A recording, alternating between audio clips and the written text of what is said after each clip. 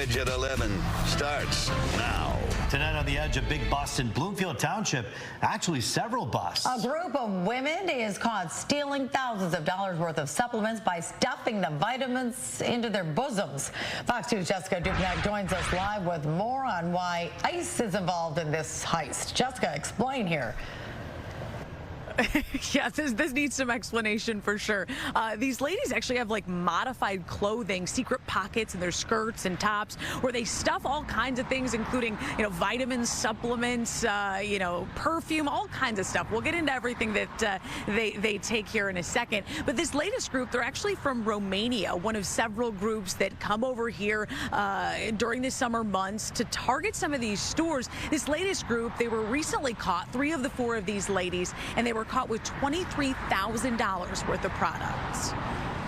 There they are, sashaying into a store, always women wearing long skirts on purpose. Something looks suspicious here. What we see are what we call Romanian organized criminals. They chase warm weather across the U.S. Ohio, Maryland, Arizona, they've been all over the country. At least this vehicle has. Now they're in town up to no good. In this video, they're casing the nutrition aisle at Plum Market in Bloomfield Township. This was last week. Then they start grabbing the goods, vitamins and supplements, stuffing them into their bosoms and beyond. Stuffed into skirts, false pockets inside. They have pockets sewn in, and as much as they can grab. They were able to stuff their skirts with $7,000 worth of stuff. Then poof, they're gone on to the next. Quite a spree. Places like Ulta, TJ Maxx even, and every big box store you can name. You'll see them look directly into the camera and then look back down and continue what they're doing. After their vitamin and supplement haul, they were caught by Auburn Hills police, who spotted the vehicle put out by Bloomfield Township PD. 3 of the 4 women arrested and handed over to immigration. But when one crew goes, another appears. These are the same people a lot of times that you'll see on the side of the road begging for money with young children or playing the violin outside of a store. If you unplug that violin, it keeps playing. They're all scams. This trio caught with $23,000 worth of stolen goods, perfume, makeup, clothes, and medicine, terrorizing stores over and over again. We know there's probably a resale somewhere on it, but where exactly it goes and how they resell it, that's a piece of the puzzle we haven't quite figured out. So 3 of the 4 women have been caught, handed over to immigration. It's now a federal case at this point. But locals here, not only in Bloomfield Township, but the surrounding area, are still looking for that 4th suspect. Reporting live, Jessica Dupnack on The Edge. Yeah, people might be laughing or saying vitamins or that's nothing. But really, when you go into some of these specialty markets, that stuff is very expensive and it all adds up. I mean, you said Ulta, a lot of other stores. Is there anything that these places can do to better protect themselves?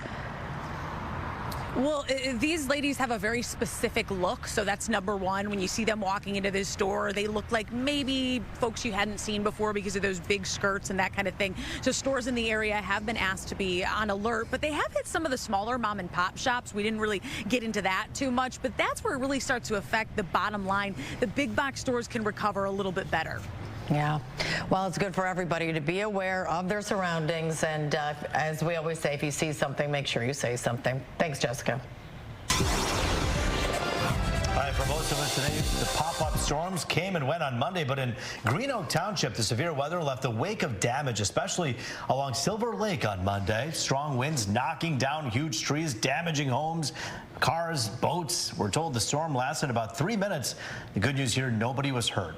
As long as we remain in this hot and humid stretch, the threat of more of these pop-up storms does remain. Captain Rich standing by with a look at our continued heat wave and what we can continue to expect.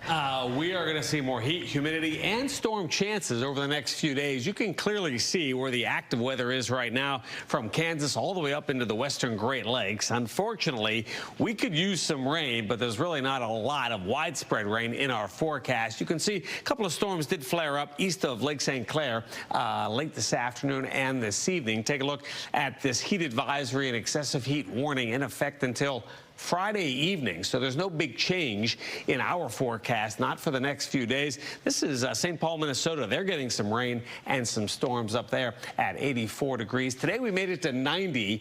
Yesterday we topped out at 95, so not as hot today with the mid and high level clouds we had around. Right now, a lot of us still near 80 degrees with that breeze from the south. Take a look at some more numbers across the region. 84 Chicago, 75 in Marquette, 80 down in Pittsburgh right now. So it does stay hot and humid. No big change, not until the end of the weekend. So we're looking for those storm chances late in the day tomorrow and again on Thursday. Still a chance for a stray storm overnight, down to 74. Better chance for storms late in the day tomorrow, but it does stay hot and humid Wednesday and Thursday, Friday and Saturday. Next week, thankfully, not as hot. Rup and Taryn, how about a full check at 4 a.m.? Bit of relief on the way. Thanks so much, Rich. A man who called 911 for help is shot and killed by an officer in Wayne. And tonight, that officer is on leave as police investigate how this all unfolded. Fox 2's Dave Spencer with what we know now.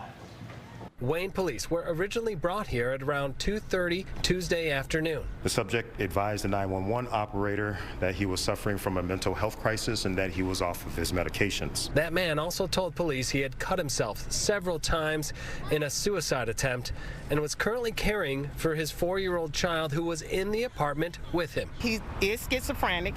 He's known to have episodes. And he had a butter knife, not a machete, not a gun. And they shot him 6 times and killed him. He's laying in the hallway now. Police say officers made attempts to get the man to drop the knife. The officers did give him several verbal commands and attempted 2 less than lethal taser deployments that were ineffective. The subject then charged towards the officers, in which one officer responded by firing several shots, which stopped him at the time. The man's family and friends in shock over the outcome. A father, a son, a cousin, a brother.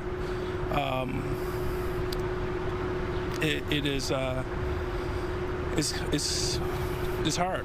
Attorney Todd Perkins is a friend of the family. As human beings, we know there should have been a different outcome. Perkins plans to help the family get to the bottom of what happened and what needs to happen moving forward. No one wants to take anyone's life, and this is one of those tragic incidents that unfortunately we ended up here today. As with every officer-involved shooting, Michigan State Police is the one handling the investigation. The officer who pulled the trigger is now on administrative leave. Dave Spencer, on the Edge.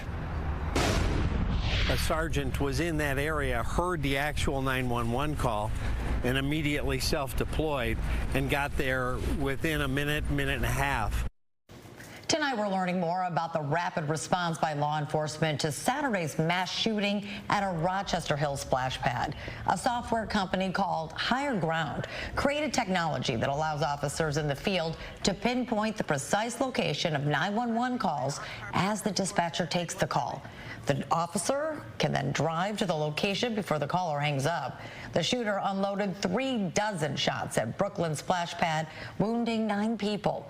An 8-year-old boy and his mother suffered critical injuries.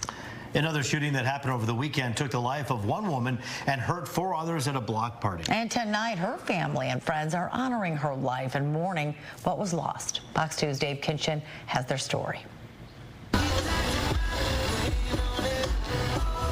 From a Motor City horsepower tribute courtesy of a local Jeep club to an emotional balloon release.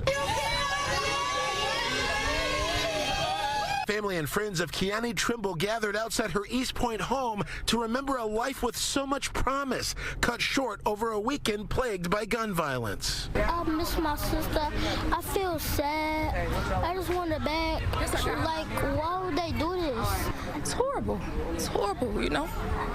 She's 18 years old, beautiful, loving, amazing. Just graduated last year, went to prom, got her car working, such a good girl. Trimble was one of 5 people shot during a big birthday party celebration on Albion Street near 7 Mile and Hoover on the city's east side. It was a block party. Family members could not believe their eyes when they got to the scene. What does anybody say to her mom? What do you say to her grandma, her siblings, her auntie, her uncles? What do you say? It's nothing can make this better. Detroit police tell Fox 2 the shooting victims included 4 females between 14 and 20 years old and 1 man in his 20s. The survivors range from stable to serious condition. It's not known who the intended target was or what sparked the gunfire in the first place. It's senseless. This violence is senseless. This was one of 3 mass shootings to rattle Metro Detroit this past weekend, the other 2 in Rochester Hills and Lathrop Village. That's 3 separate incidents that led to 19 people being shot and Kiani Trimble losing her life. The only thing I know when I pulled up to the scene was that she was at the wrong place at the wrong time. You were there. What was that like being there? It was heartfelt. It was sad. Saddest thing I ever had to go through. Well, Detroit police are still investigating to find the person or persons responsible for this. If you have any information, call Detroit Police or Crime Stoppers. At Detroit Police Headquarters, Dave Kinchin on The Edge. Samantha Wool's ex-boyfriend returns to the stand in the Jewish leader's murder trial. And the court today got to actually hear his recorded confession. I'm convinced that I may have murdered my girlfriend and I don't remember it. What makes you think that you killed her?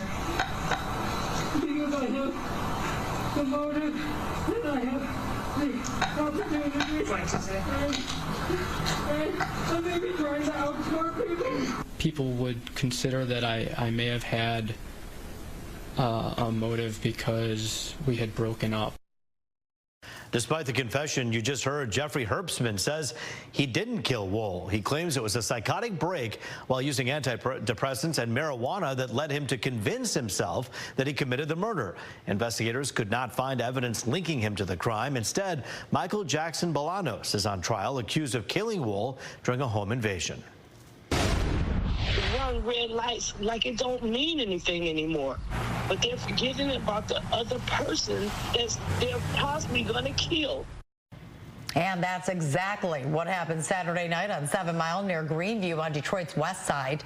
Investigators say 29-year-old Zon Coleman was driving recklessly and speeding when he crashed into another vehicle, killing the driver inside. Quintel Ray was 40 years old, a father of 4, a son and a brother.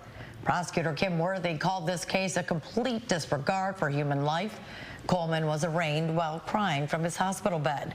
He faces several charges, including second-degree murder and operating while having a suspended license.